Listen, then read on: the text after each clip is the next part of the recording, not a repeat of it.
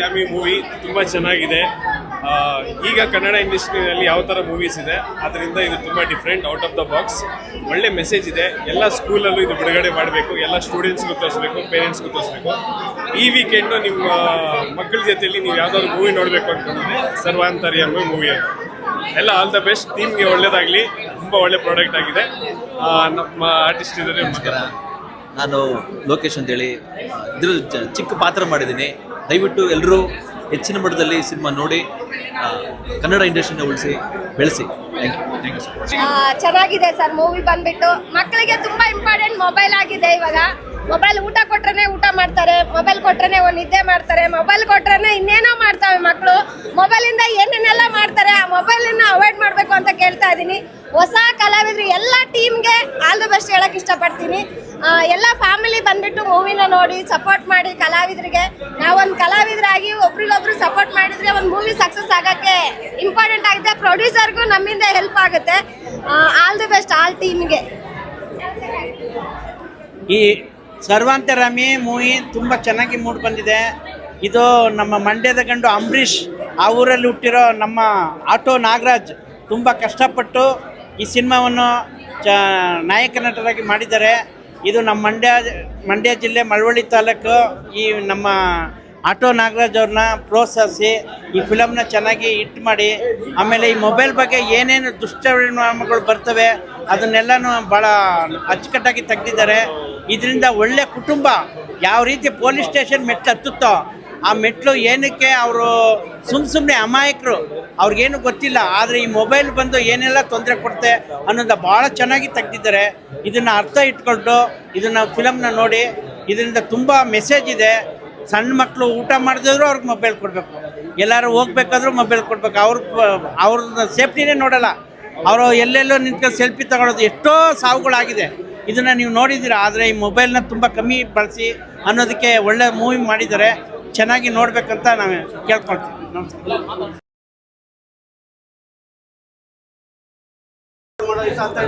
ಬಂದು ಬರುತ್ತೆ ಅದ ವೆಹಿಕಲ್ ಬುಕ್ ಮಾಡೋ ಟೈಪು. ಒಳ್ಳೆ ಟೈಟ್ಲು. ಇವತ್ತು ದರ್ಶನ್ ಸರ್ ನಮ್ಮ ಜೊತೆಗಿಲ್ಲ, ಆದರೆ ಅವ್ರು ಇಟ್ಟಂಥ ಈ ಟೈಟ್ಲು ಇಲ್ಲಿದೆ. ಅದು ಖುಷಿ ಆಗುತ್ತೆ. ಅವ್ರ ಆಶೀರ್ವಾದ ಈ ಸಿನಿಮಾ ಮೇಲೆ ಇರುತ್ತೆ ಅಂತ ಅಂದ್ಕೊತೀನಿ. ಒಳ್ಳೇದಾಗಲಿ. ಆದಷ್ಟು ಶೇರ್ ಮಾಡಿ. ನಮ್ಮ ಮನೇಲಿ ಕೂಡ 2 ಮೊಬೈಲ್ ಇದೆ, ಅರ್ಥ ಮಾಡ್ಕೊಳ್ಳಿ. 2 ಮೊಬೈಲ್ ಅಂದರೆ 2 ಮಕ್ಕಳಿದ್ದಾರೆ, 2 ಮಕ್ಕಳಿದೆ, 2 ಮೊಬೈಲ್ ಇದೆ. ಕಣ್ಣು ಕಿವಿ ಎಲ್ಲ ನೋಡ್ಕೊಂಡು ಕೂತಿರ್ತಾರೆ, ಕೆಲಸ ಕೂತಿರ್ತಾರೆ. ಇನ್ನು ಮುಂದಕ್ಕೆ ಅವ್ರನ್ನ ನೋಡ್ಕೊಳ್ಳೋಂಥ ಜವಾಬ್ದಾರಿ ಈ ಸಿನಿಮಾ ನಾವು ಕಲ್ತಿದ್ದೀವಿ. ಒಳ್ಳೇದಾಗಲಿ. All the best. ಸರ್ವಂತರ್ಯಾಮಿ.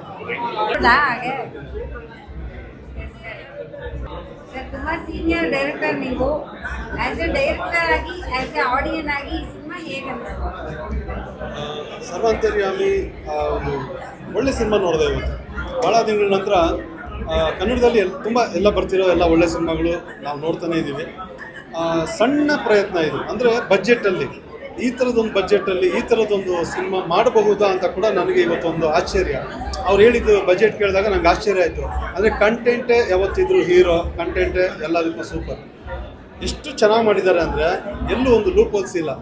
ಅಷ್ಟೇ ಒಳ್ಳೆ ಬ್ಯಾಕ್ಗ್ರೌಂಡ್ ಸ್ಕೋರು, ಅಷ್ಟೇ ಪರ್ಫಾರ್ಮೆನ್ಸು ಎಲ್ಲ ಕಲಾವಿದರು. ಆಮೇಲೆ ಎಲ್ಲ twist, interval block twist, climax. ಆಮೇಲೆ ಎಲ್ಲರ ಮನೆಯಲ್ಲೂ ನಡೀತಿದೆ ಇದು ಅನ್ನೋ ಥರದೊಂದು ಭಾವನೆ ಬಂದ್ರೂ ಆ ಇಂಟ್ರೆಸ್ಟಿಂಗ್ ಆಗಿ ತೊಗೊಂಡೋಗಿರೋಂಥ ವಿಧಾನ, ಸ್ಕ್ರೀನ್ ಪ್ಲೇ, ಡೈಲಾಗ್ಸು, ತುಂಬ ನ್ಯಾಚುರಲ್ ಆಗಿರೋವಂಥ ಸಂಭಾಷಣೆ, ಯಾವುದನ್ನು ಇಲ್ಲಿ ಹೊಗಳ್ಬೇಕು. ಹಾಡುಗಳಂತೂ ಬಹಳ ಇಂಪಾಗೂ ಇದೆ, ಅರ್ಥಗರ್ಭಿತವಾಗೂ ಇದೆ. ಎಲ್ಲ ವಿಭಾಗದಲ್ಲೂ ತುಂಬ ಒಳ್ಳೆ ರೀತಿಯಲ್ಲಿ ಕೆಲಸ ಮಾಡಿದ್ದಾರೆ. ಒಂದು ಒಳ್ಳೆ ಸಿನಿಮಾ ಬಂದಿದೆ. ಕಮ್ಮಿ ಬಜೆಟಲ್ಲಿ ಅದ್ಭುತವಾಗಿರುವಂಥ ಸಿನಿಮಾ.